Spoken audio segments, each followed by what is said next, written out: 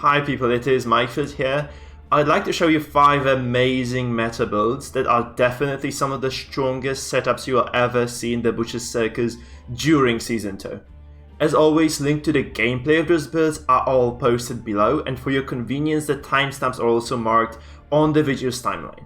So, enjoy! If you do, please remember to leave me a like and subscribe to my channel for more content like this. Let's get started with build number 1. And this, guys, is definitely the strongest build I have ever used in the Butcher's Circus. Like, there is no doubt about this. Obviously, it has some counterplay, it has some certain limitations, but at the same time, it's probably the strongest, the most dangerous, the most potent build you can ever design. This was built initially by Professor Heylow for Mizzican's tournament, and it took the man to the semi-finals, which was eventually defeated by Sis. But this is mostly, I feel, because of Heylow's lack of ability to adjust. But when you look at this build specifically here, you just see a lot of power, like front-loaded damage, and a lot of synergy that I have really never seen before in a build, like to this level anyway. So actually the core of this build is not the Arbalist or the Jester, as you might suspect, it's the combination of the BH and the Crusader, who apply secondary level of pressure. And the build works like this.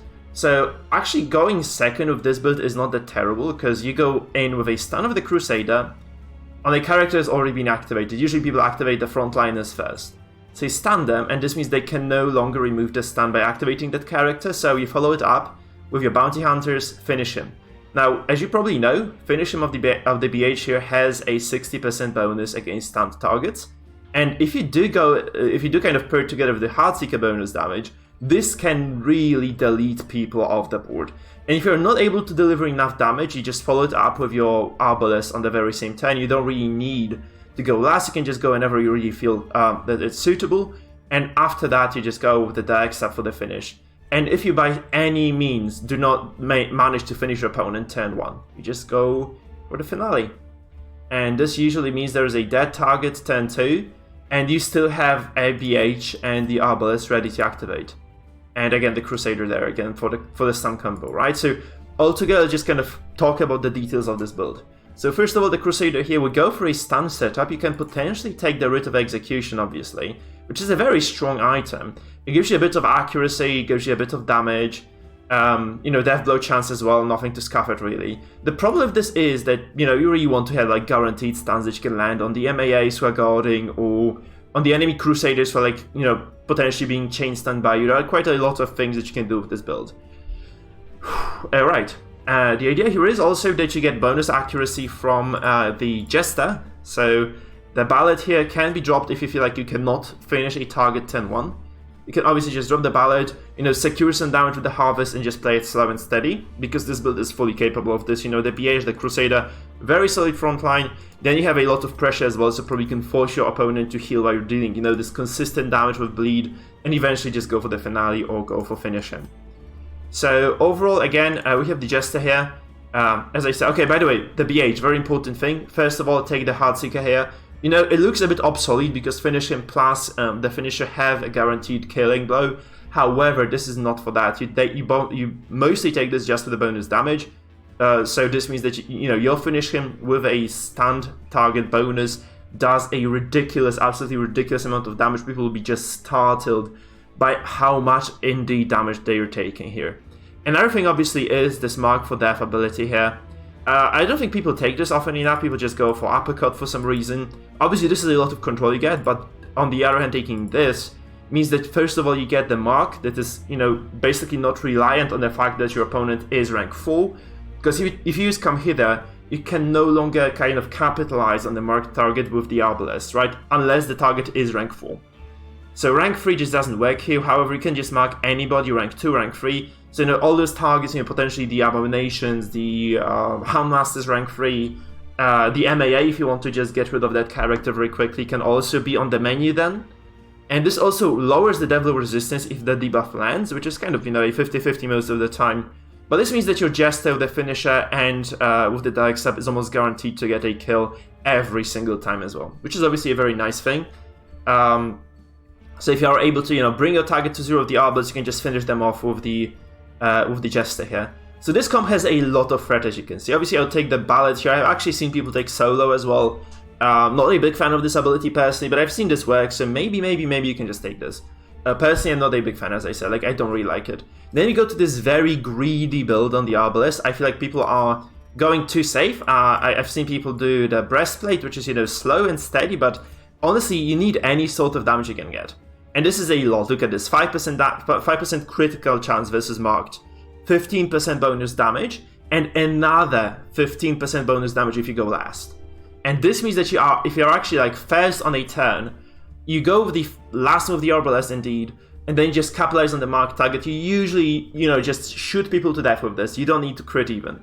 And you can probably crit a Crusader and MAA to death with this setup as well, because this is so much damage. Look at this. Armor piercing 20% as well. So there's just so much power, like, front-loaded onto this character. I feel like taking the passive setup not the best idea in the world, unless you're just seeing too many movement characters, like the Occultist for some reason becoming popular, or you have the BHs obviously who are used quite commonly nowadays, so you might just want to take the Snuff instead of this. But I just feel this is just so much potential that you waste if you don't take double damage here, because this composition relies, obviously it can be played slow, but it relies on just killing targets very quickly. And this, by the way guys, it obliterates stress, unless this stress player really knows what they're doing, and even then they're in so much trouble against you, because this is just so much front-loaded pressure. Obviously the Arbalest comes with a lot of nice tools as well, so you don't have the flare if you're just getting stun locked or if you're just getting bellowed to death. You have the bandage to remove the bleeds if you're against like a flagellant, and you do have a bowler if you get pulled forward. So it's like not the end of the world if you do indeed get pulled forward. By the way, it's kind of okay, because if you do get pulled like to second, right, with the Arbalest, you can just dag stab, and then you can just get the Arbalest back to fourth with the bowler, or even just shoot, right? There's no real big deal here. So overall, yeah, that's just a very solid build. Like, I feel like this is just a very solid build overall. Like, if you just play this, you will most likely just obliterate your opponents.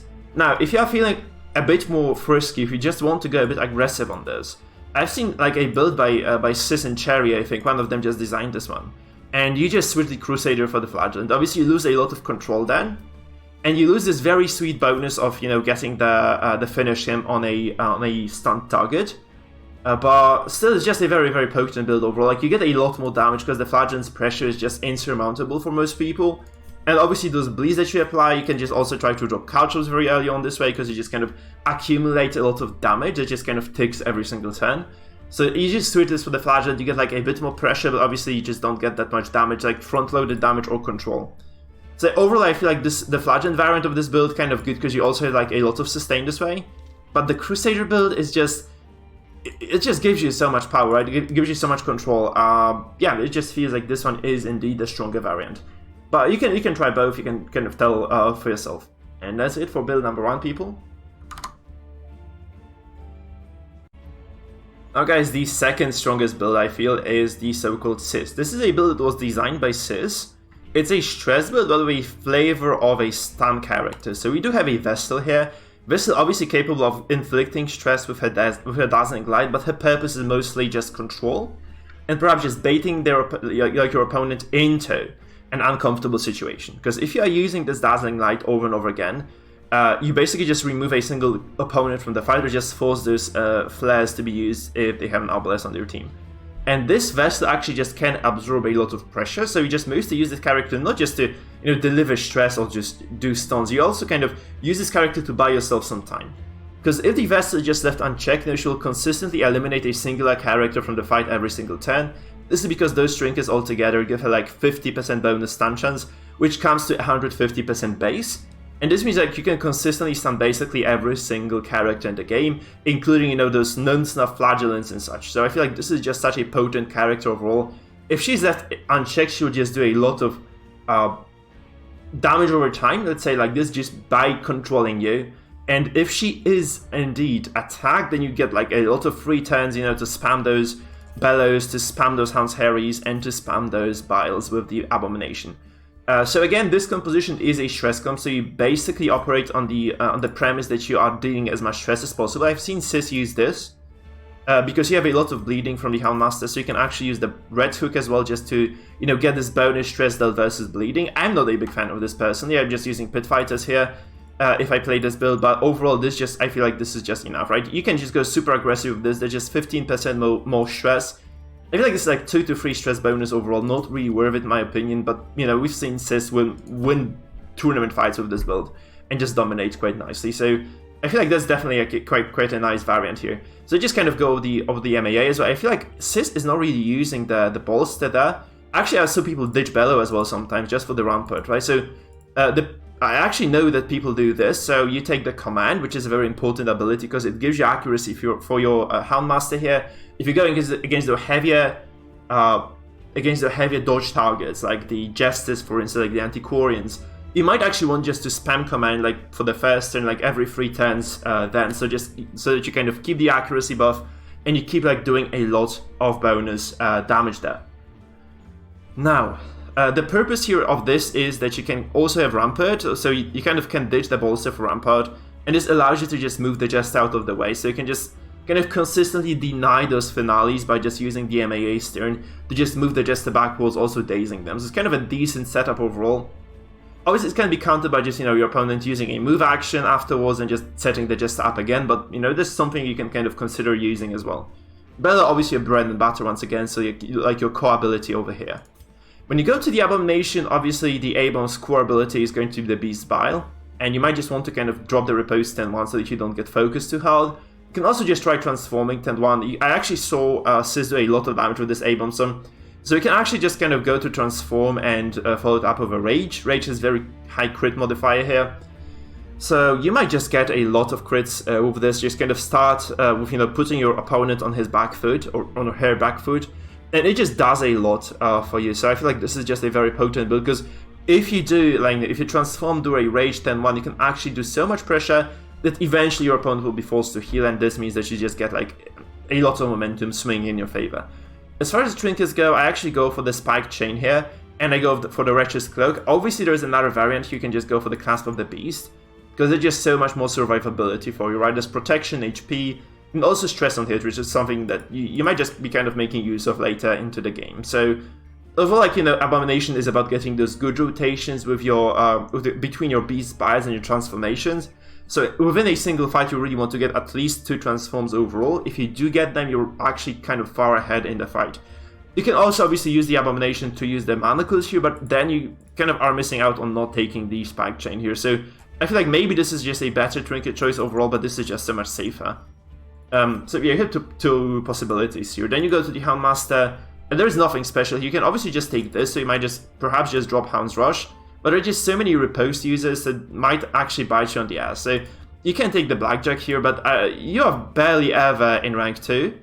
And then obviously Hound's Rush is very useful, very handy if you just want to apply some single target pressure and yeah, you're just playing against heavy riposte teams. So this just kind of is your safety net.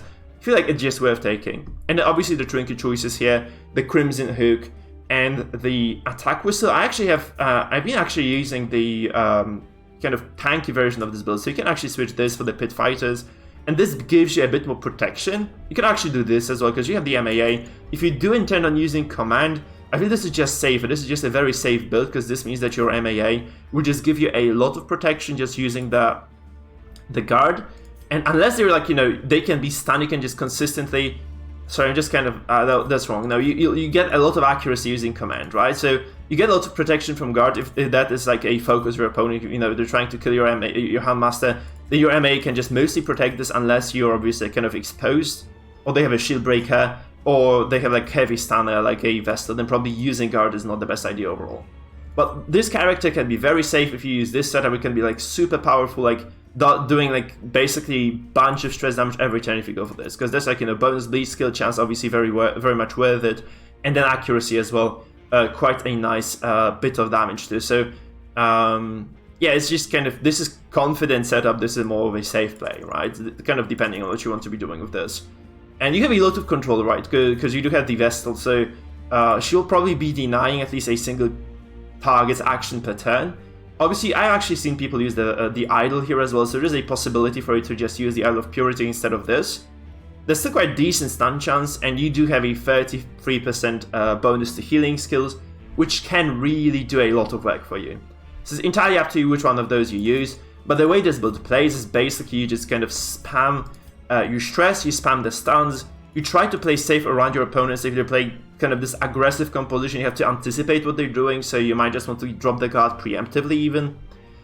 you want to kind of maybe just even guard this vessel from the get-go, right? So unless they have a shield breaker, I feel like this is just a likely target. Obviously, the Houndmaster being the second one. So it really depends on what they're doing. If they do actually have, like, that's a kind of nice thing. If you look at the enemy bounty hunter, and if you see they don't have marked for death, right? The only likely target for them, if they're playing, this direct damage composition, is your Vestal.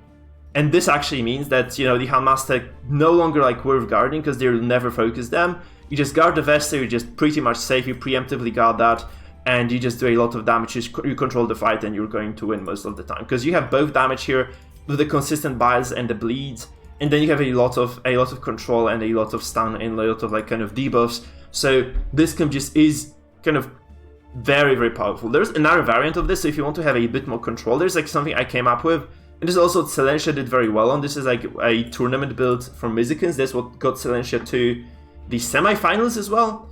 So this is the build where we have the Crusader instead of the MAA, and we just use the Crusader as a stun bot. So you have double stuns and a lot of pressure coming from those two middle row characters, and they just do a lot of stress and maybe not that much bleed, or actually not that much blight anymore, because you just don't care about that much. You just want to get a lot of stuns, and you want to get a lot of DOTs, and mostly a lot of stress overall. So this is a slower build, it is a control one. Obviously the Crusader can indeed land those accusations with the front-loaded bunch of stress, and that's also going to work quite well for you. So overall, yeah, this is just something that is worth considering as well. This build is a more control-y one. It does well against stress, but it does way worse against the bursty compositions like the Jester one. So I feel like this is just secondary, or like at least not as strong as the optimal build, which I feel just contains the MAA here. Because the MAA just gives you the guard, which can, sometimes at least save your character's life.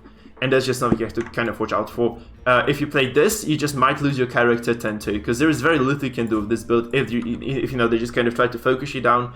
You do not have the guard, so there is very little you can actually do in order to protect your team. And that's it for build number 2, guys. Okay, so this build is something else. So I have not seen this one before the tournament ever. It actually is so powerful if it's played right. It's kind of a slow one, but it does so much if it's just played correctly and if it is in the right hands indeed, guys. So when you look at this particular setup, you see a lot of kind of mixed stuff here. Like you have a lot of stress here with the Flagellum, the MAA, some bleed and DOTs. You have the sustain and damage with the coming from the Arbalest, and finally you have the Highwayman, who is just a repose source. However, if you look at this build and you start thinking about what it does, it's just kind of insane, really. Because it is a build that is relying on quite a few different mechanics, but it also kind of contains a lot of synergy at the same time. So when you look at this build, you might just be kind of baffled at first, but you will just see how powerful it is indeed. So Sbrh was actually not using the Rampart at all, he was using actually the Retribution here, so that's his setup originally. You might just want to take Rampart as well, because you just go kind of offensive with this character. So what Sbrh has been doing here with this build is actually just using this MAA to first of all use the command to give him accuracy and crit, and second of all you just use the Retribution to tank the enemy. So you have two reposed characters, both of them extremely powerful overall at their own right. So you have the Highwayman and the MAA, both of them just capable of doing a lot of damage with those reposts. At the very same time you have a lot of support, right? So you have a lot of tanky support here, with potentially, the guard here coming from the MAA, with the very tanky Arbalest here with the healing as well.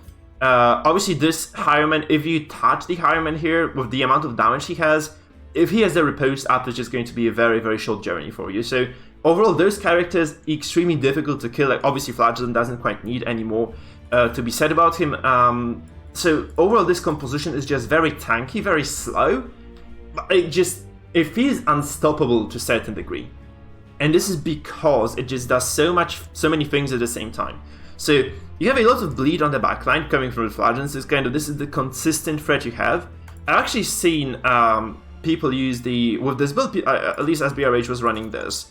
So here, like bonus bleed chance, obviously you do lose a lot of accuracy with this, so you just want to probably spam command turn 1, which is obviously no bad thing for this comp, because you have a lot of potential characters can benefit from that. So you just drop the command, then go for the Reign of Sorrows with the Flagellum, and you just keep spamming the damage with this comp, because this composition is just going to play the slow and steady. You shouldn't be afraid to heal or just kind of slow down the pace of the game. So you just drop the Retribution to 1 or turn 2, You drop the command, you just drop those Rains of Sorrows. You probably just start with the Duelist Advance, then you follow up with the Vendetta, because you have a single 10 during which you can do this. This Highwayman, by the way, is a big threat to the enemy Flagellants, by the way. So this means they can no longer just use those Rains of Sorrows on their backline without being threatened. And this means that they actually have to think about what they're doing, because this comp is fully capable of just, snuffing people out very quickly, as well if they kind of expose themselves. So, because if you Duelist Advance and then you just kind of have the access to Wicked Slice, it is very likely to be a death blow, right? It's just kind of a strong ability overall for finishing your foes. And what I've actually seen Sbrh do with this comp is actually not just, consistently dish out the pure damage of the Flagellant, but he actually pivots at some point to stress. The Grapeshot Blast, guys, doesn't look like a very big threat overall, but it just does so much stress damage altogether. Also, the Vendetta buff up as well. It's 10 accuracy, 30% damage, 8% crit. If you add, if you do add the MAA's command on top of that, this is such a powerful setup overall. I feel like this one is indeed just something that you have to play around. And if you start playing around this build, it will just kill you with stress. So you can't just kind of directly focus anyone on this team, really, because the only kind of logical target would be this Arbalest. But she isn't really, anyhow, the core of this team. So you probably want to just eliminate the Highwayman, but if you do allow the guy to just drop the Repose turn 1, and then he drops Vendetta turn 2, and even just gets guarded by the MAA later, like, he's just going to shred your ranks. And then again, like, he starts using the Grape Shots, and he will be just demolishing you.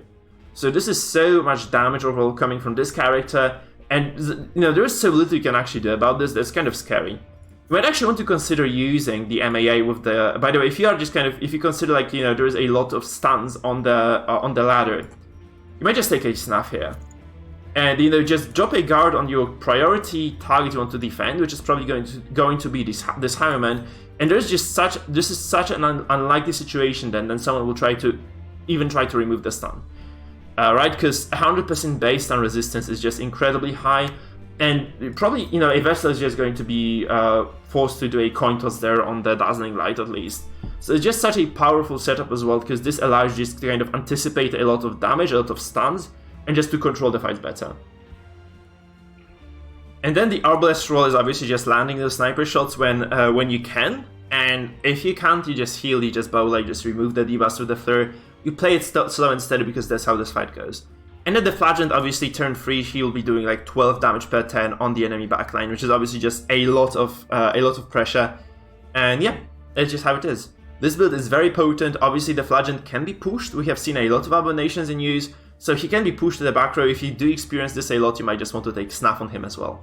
The setup on the Flagellant kind of self-explanatory. I think this is just the only logical set of skills that you can be using, so the Redeem, the Exsanguinate, the Rain of Sorrows, and the Punish. The MAA here, like, we have seen, Sbrh not use Bellow. I feel like this might not be the right course of action, but, I mean, Rampart is very valuable. I feel like Bellow might just kind of give you a lot of time, and at the same time, if you do pivot into stress, you really want to have the Bellow available to you, right? So maybe just Bellow isn't that bad of a skill, that we have seen, Sbrh succeed without it. Like, this build was used by him as well, so he did use Bellow in some of his fights, but yeah, that's just how it is.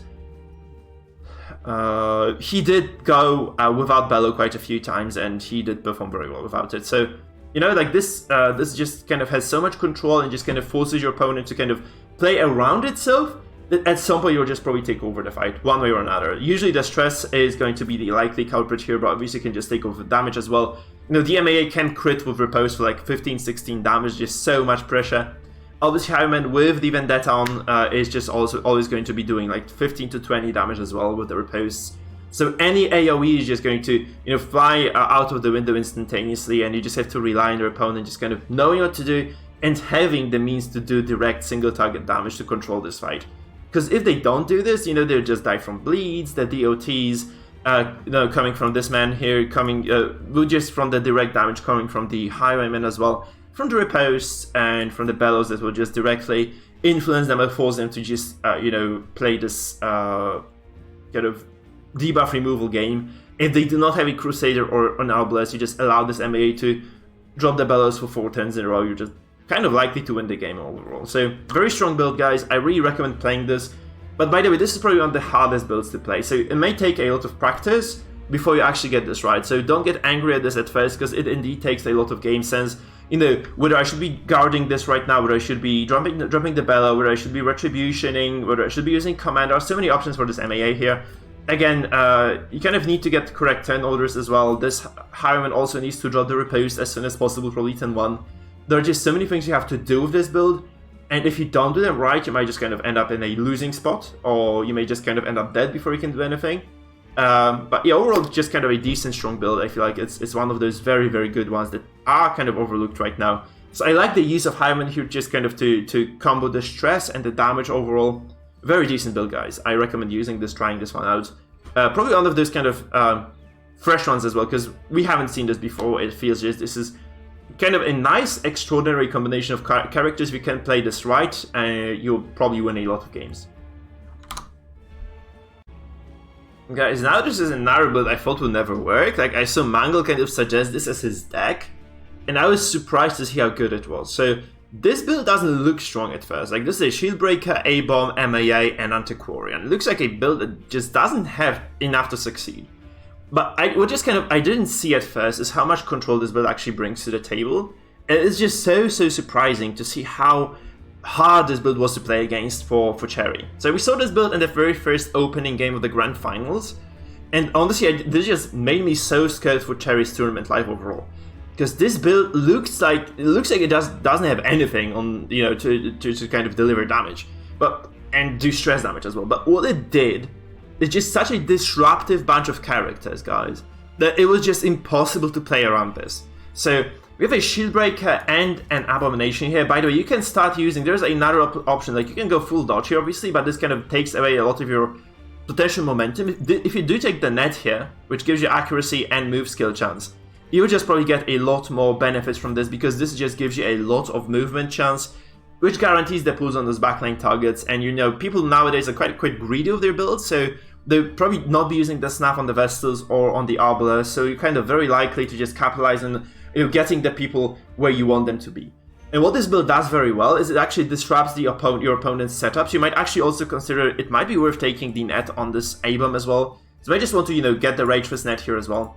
It feels like this is just such a strong build overall. Also kind of allows you to do quite a few things. So what you do is, like, you probably open up with the Shieldbreaker. You have quite a few choices actually here. So you can just, you know, you can go with the A-Bomb first, the Shieldbreaker second, then the MAA and the Antiquarian, because you just want to probably just start your turn with puncturing your opponent. And you get like this final row target to row 2 on turn 1. And then you just, on your second turn, you just go with the A-Bomb and you move forward with a Slam. And this actually moves your opponent again. Like, you make, actually, if you have, like, we have actually seen this played against a Crusader and a Vestal, I think, where the Crusader landed in row 3 and the Vestal landed in row 1. Or I think that Crusader might have actually gone to row 4 as well somehow. There's kind of a crazy setup for turn 1. This build is extremely powerful and consistent, just keeping people out of position. So just use these two guys to just consistently, you know, create disruption across enemy ranks. You also use the stun of the A-Bomb. That's kind of another ability that, you know, is quite often overlooked. Whereas you just kind of use these two guys to just deliver stress and deliver damage. So this can do a lot of blight, by the way, because you just move forward with this Shieldbreaker turn 1. Right, so you probably just open up the A-Bomb, transform, Slam, puncture on your priority targets as well. They end up rank 1. And then you just are able to, you know, just drop the, kind of perhaps, that's gonna kind of switch things around, so you might just end up in the setup like this. Turn 2, then you can use the Beast Bile on the A-Bomb, and then slide back with the Shieldbreaker, getting the Abomination to rank 1. Because you just use Impale. Sorry, this is just wrong setup here. Wait, no, it's actually okay. It's actually okay. So we have seen him use Expose, I think. That's the correct setup for the Shieldbreaker. So kind of keep rotating back and forth with these two characters in the front. This means that you kind of get, that's another very nice thing about this build. It allows you to get the Abomination into the position to Beast Bile basically every single time you want him to. Because this means that, you know, you can just rotate him safely back into second, just drop that Beast Bile, and then rotate him back the following turn. So you have a lot of potential here to control the battlefield, and the amount of disruption you can create with this build is just kind of ridiculous, guys. And again, you are using the Antiquarian here with the finisher here just to get an additional death blow chance, and that allows you to get like 50-50 death blows across the board, because these guys here in the front, they're not just doing the damage, so they're not just creating disruption, they're actually doing quite a lot of damage overall, because this shield breaker here with the impale across the board does 2 points of blight for 3 rounds and a lot of direct damage as well, and she has a lot of potential to kind of keep doing this over and over again if she wants to. So it's just kind of a very powerful skill overall. Again, the Abomination drops a lot of blight as well using the Beast Bias, and the Antiquarian is able, unless she's healing, because she can just be using this to heal at first, right? To kind of create the tempo advantage. Because enemies will just kind of will be trying to regain control in the fight, you can just get those heals out as well, and it's kind of a safe thing to do this. Right, so you can use the Festering Vapors to create additional point of pressure as well. So you get like what? This is 3 blight per turn. This is 7 blight per turn. This kind of stacks up very quickly into something that might just be insurmountable for opponents. Again, you have quite a few choices for trinkets here. I feel like the net is probably the most reasonable one. You can actually go for quite a few other things as well. You can go for the Fang Talisman, just damage versus blighted. This would probably give you a lot of momentum into fights, because this means that you get first of all bonus damage overall, second of all like it just kind of increases the damage you do with impale, and it's AoE that you kind of threaten your opponents with, and this means that at some point those executes will eventually just come into play, and the finisher will just become this primary tool for you to do a lot of damage altogether. So it feels like this is kind of a strong build. Again, a Mangle coming with another very powerful setup of characters. Again, this one takes a lot of practice, though, I feel, to get right, because Shieldbreaker not an easy character to play. She gets locked down, she dies in a single turn, so you have to be able either to kind of control the battlefield from the get-go, get those stunners out of the way. With the pulls of the Shieldbreaker, the pushes of the Abomination, you can basically get any character who's capable of stunning into an absolutely terrible position where it can no longer be doing this. So this Abomination actually able to control the Crusaders very well. And again, the Shieldbreaker able to control the Vestals, for instance, able to control the Arbalests, able to control any backline pressure points, like the PDs, maybe the Occultists, whatever they might be using in the back row. She can just get to the front and just eliminate very quickly. Again, like you can just control the Houndmasters this way, you can control the Grave Robbers, denying the lunges.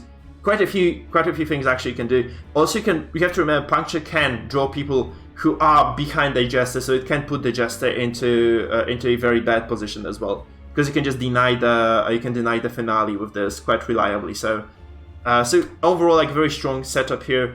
You have to kind of learn how to play movement to do this right, because you can no longer overdo, you cannot overdo movement with this. You have to be creating pressure, you have to be doing damage, and in order to do this, you actually have to kind of dividing your attention between just paralyzing your opponent's composition and also just doing damage.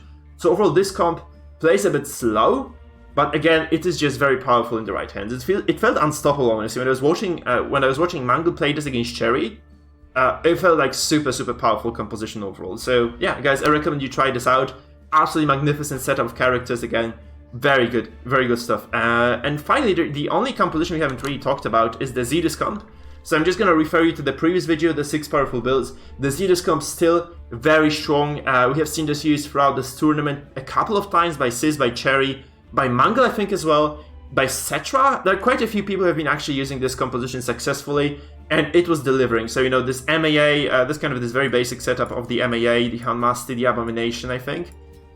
No, that's wrong. That's Crusader, A-Bomb, MAA. I think this is it, right? That's the comp. So we have seen this one used a lot. It's also very strong. It was very powerful overall, guys. So I recommend you guys check this one out as well. It's kind of strong. Still, it just does a lot of pressure. It has a lot of potential to do damage and to do stress. I've seen actually, sorry, that's kind of the wrong setup of the Crusader. I did see Sis use this as a damage comp as well, so you can definitely use this as, a kind of a mixed damage composition as well. If you just use the Abomination correctly, if you use the Crusader to drop the Zeus accusations, you can actually just put a lot of pressure on your opponent's squishy targets and just force them to start healing. And then just take over the stress eventually, because the Bellows will come down, the Houndmaster will just keep dropping the stress as well, so it's going to be a very difficult thing to stop overall. So the Zedus comp, obviously, I just recommend you play this a bit more aggressively than you did before, and you'll see a lot of good results. If you want to have a look at the setup of this composition, you can just go back to my previous video. Check it out, guys. This is called 6 amazing builds, I think, which is, again, 6 builds that will take you to Darkest. I think that's the title of the video. Again, a lot of cool builds over there. None of those are actually invalidated, so you should probably check those out as well. 3 epic builds, another cool video with a lot of up-to-date builds as well you might want to have a look at. So overall, those things are something you guys kind of should be paying attention to as well. This being said, thank you for watching. So guys, if you did enjoy yourselves, please remember to leave me a like and subscribe, and comment below if you have any comments. Now, I'd like to use this opportunity to thank everybody who has been able to support me throughout the past few months. So, especially my YouTube members, so people who have been able to just purchase those small subscriptions. So for $3 you can actually get that and support the channel. And those are people such as Cherry, Joseph, Dan Bijlow, Scott, and Dino, as well. To all the supporters, big thank you, people. They dropped me a lot of money, which allows you to kind of, keep going with this channel, because it makes my time worth it indeed. So if Pyromaniac, Dandin, Spill32, Shadow, Hedgix, America, Joseph, Fiat Panda, Alabaster, Spider Gordon, Dr. Robotnik, Cody Morgan, Dimitri, Cowboy Killer, Basil Tested, and Cole. Thank you so much, people, for doing this. This kind of allows me to keep creating stuff for the channel, so very much appreciated. Guys, if you'd like to donate or become members, there are links below in the description of the video. There's like a join button below the YouTube feed as well, that you can just use to join the channel, become its member, and support me even further. This being said, guys, thank you so much for watching once again. See you later in the future episodes. See you on stream as well. I hope you guys enjoyed yourselves. I hope this build is indeed useful to you, or those builds are useful to you. And yeah, see you around.